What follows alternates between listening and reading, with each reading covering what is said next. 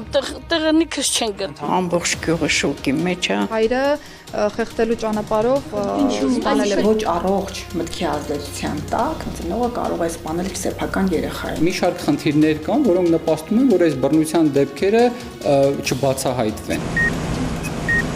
Ուղղակի երեխուն տարել է այնտեղ ավելի ապահով է։ Մեկը, որ պատմության մեջ ունի արդեն իսկ իր սեփական երեխաներին վնասելու փորձառություն, ուղղորդվում է կամ աջակցության կենտրոն, կամ այլ ընտանիք։ Այդ ոչռագործությունը դա մարդկային երևույթ չէ։ Այս բանի երեխան լավ է, ինչ որ բան որ լինի, ես կասեմ։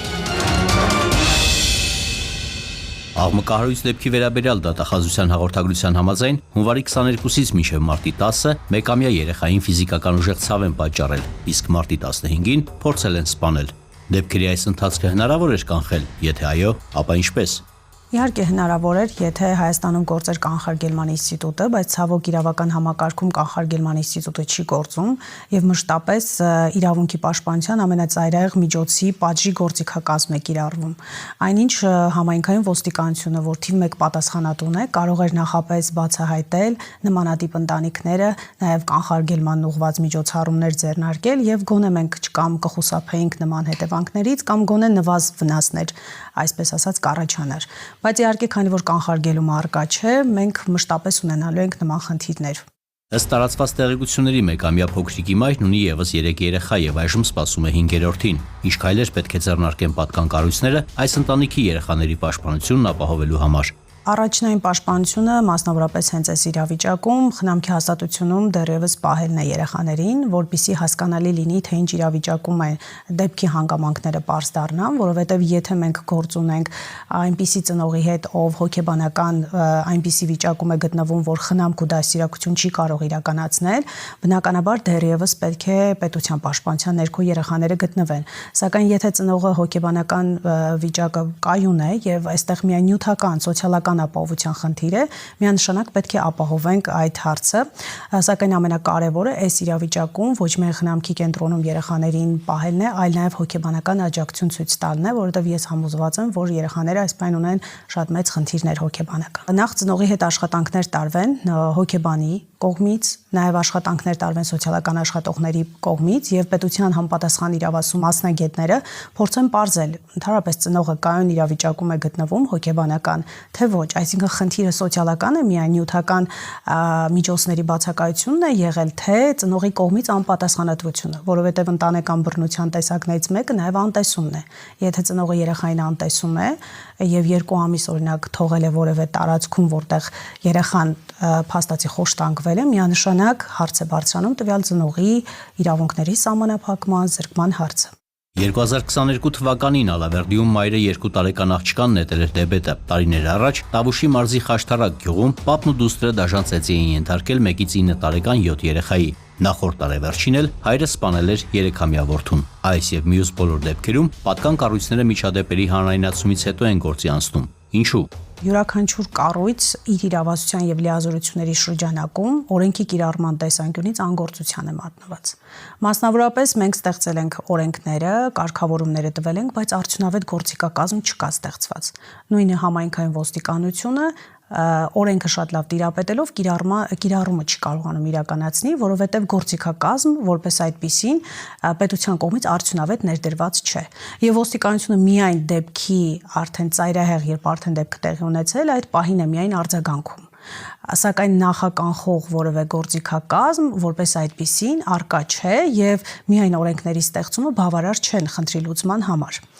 Երկրորդ կարևոր պատճառը այն է, որ սովորաբար յուրաքանչյուր կառույց չի ցանկանում այս ջանքեր գործադրի, որովհետեւ խնդրի պատճառները բարձր են։ Ինչ է ստացվում, դեպքը տեղի է ունենում, դեպքի անմիջապես հետո պատժի են վերցնում տվյալ պատասխանատու անձին, սակայն քննությունը այդպես էլ չի պարզում դեպքի մանրամասները, հատկապես ինչից են առաջացել այդ խնդիրները։ Իսկ դրանք ունեն շատ ավելի խորքային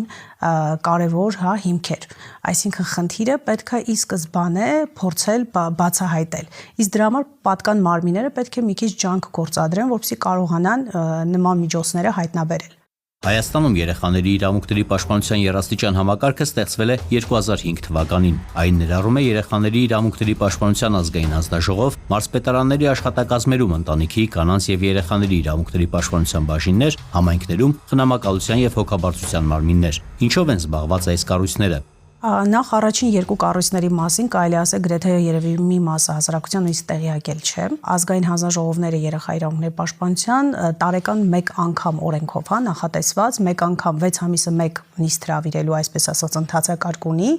եւ այդ նիստի ընթացքում կրկին հավաքում են պետական մարմնի աշխատակիցները, համապատասխան հանձնաժողովի անդամներն են, ովքեր քննարկում են, բայց որևէ արդյունավետ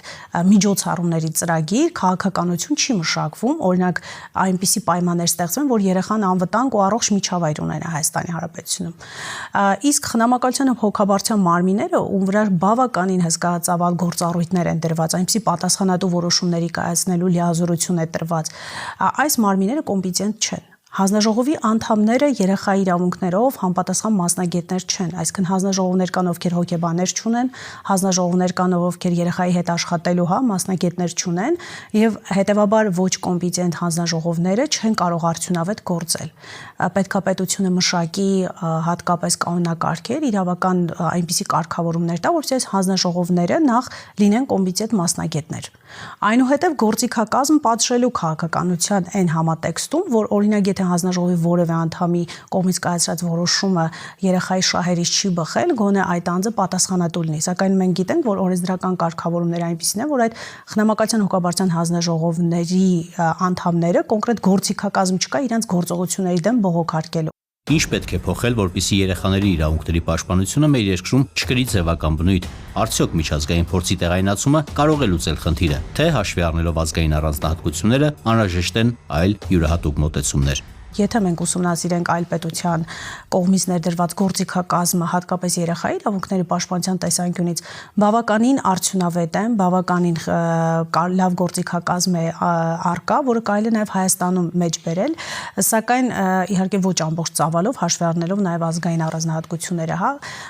սակայն այստեղ կարևոր է, որ յուրաքանչյուր մարմնի, ում վստահվել է գործառույթներ, այնուհետև պատասխանատվության միջոցի հարցը եւս բարձրացվի։ Այսինքն պետությունը պետք է մշտապես հաշվետվություններ պահանջի այն մարմիններից, ում վստահել է լիազորություններ, այսինքն արդյոք կատարվել են դրանք թե ոչ։